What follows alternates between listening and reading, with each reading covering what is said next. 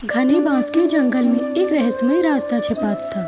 यह रास्ता किसी अनजानी जगह की ओर जाता था, जहां एकदम एक नए रहस्य को जन्म देता था। उसी रास्ते पर चलती थी एक लड़की, लिन सुआन, जो हमेशा लगता था कि यह जंगल उसे बुला रहा है।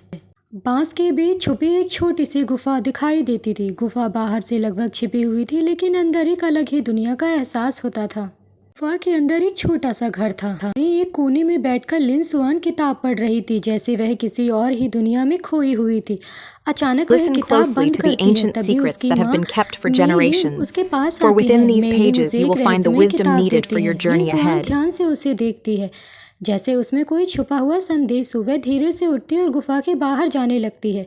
बाहर सीढ़ियों पर बैठकर वह किताब पढ़ती है। तभी एक व्यक्ति, जो बाबा झेन, वहां आते हैं। वह उसके पास बैठते हैं और धीरे से कहते हैं, इस जंगल का रहस्य अब तुम्हारे सामने खुलने वाला है।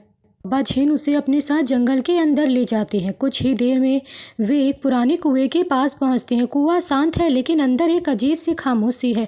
बाबा इशारा करते हैं। लिन सुआन धीरे धीरे अंदर उतरने लगती है। पत्थर की सीढ़ियां, बढ़ता अंधेरा और हाथ में एक छोटी सी लालटेन। वह बिना रुके नीचे उतरती रहती है। नीचे पहुंचकर उसे एक गुफा का रास्ता दिखाई देता है। वह आगे बढ़ती है। तभी उसके सामने एक पुराना दरवाज़ा नज़र आता है। दरवाजे के नीचे से सुनहरी रोशनी बाहर आ रही थी। रुककर देखती है और धीरे धीरे दरवाज़ा खोलती है। जैसे ही दरवाज़ा खुला, तेज रोशनी फैल जाती है और वह एक नई दुनिया में पहुंच जाती है। सामने साफ सड़क, चारों तरफ चमकते पेड़। लिन सुआन हैरान होकर सब कुछ देखती रहती है। अचानक वह खामोश खुद को एक शादी के बगीचे में पाती है। चारों तरफ लोग, रोशनी, सब कुछ उसके लिए अजनबी। वह थोड़ा डर जाती है, अकेला महसूस करती है। तभी एक युवक आरव उसके पास आता है। बिना कुछ कहे उसे पानी की बोतल देता है। उसकी आंखों में एक अजीब सा अपनापन होता है। लिन सुआन उसे देखती है, लेकिन आरव वहां से चला जाता है और पीछे मुड़कर भी नहीं देखता। दूर लिन सुआन उसके पीछे चलती है, फिर जाकर बगीचे में रखी एक कुर्सी के ऊपर बैठ जाती है और अपनी किताब फिर से खोलती है।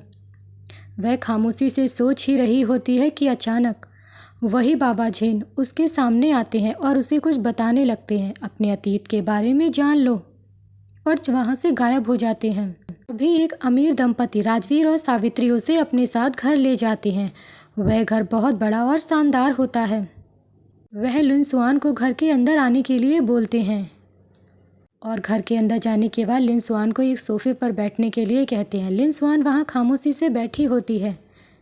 उसी दौरान दरवाज़ा बजता है और उनका बेटा घर आता है, जिसे देख वह हैरान रह जाती है। आरव पूछता है, तुम यहाँ क्या कर रही हो? उसके पास कोई जवाब नहीं। तभी आरव के माँ पापा वहाँ आते हैं। सावित्री धीरे से कहती है, इसके पास रहने की कोई जगह नहीं है। लिन सुआन चुपचाप सब सुनता है और रात को जब लिन सुआन अपनी कमरे में चली जाती है तो बिस्तर पर लेटी वह अपनी माँ को याद कर रही होती है।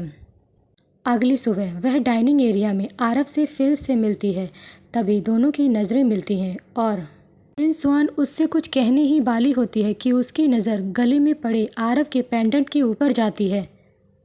मजाक करता है कि तुम्हें यह पसंद है और हंसने लगता है, लेकिन लिन सुआन का दिल धड़क उठता है, क्योंकि वह वही लॉकेट था जो उसकी माँ के पास भी था। उसके दिमाग में घूमने लगती हैं अपनी माँ की बातें। अचानक वह हॉल में कुछ पुरानी तस्वीरें देखती है, जहाँ उसकी माँ और सावित्री दोनों की सालों पुरानी फ़ोटो होती हैं। वहाँ सावित्री आती है और समझ जाती है कि लिन सुआन को सच का अंदेशा हो गया है। तभी वह उसे अपने साथ हॉल में लगी एक छोटी सी बच्ची की तस्वीर दिखाती हैं। वह बच्ची लिन सुआन के बचपन की तस्वीर थी। तभी आरव अचानक वहां आ जाता है और लिन सुआन को अपने साथ छत पर लेकर चला जाता है। रात का आसमान, हल्की हवा और एक अनकहा सच। अचानक लिन सुआन के सामने उसकी अपनी माँ सावित्री के पति के साथ खड़ी होती हैं। दो दुनियाओं का आमना सामना। लिन सुआन समझ नहीं पाती कौन सा सच, कौन सा झूठ। का आवाज दो दुनिया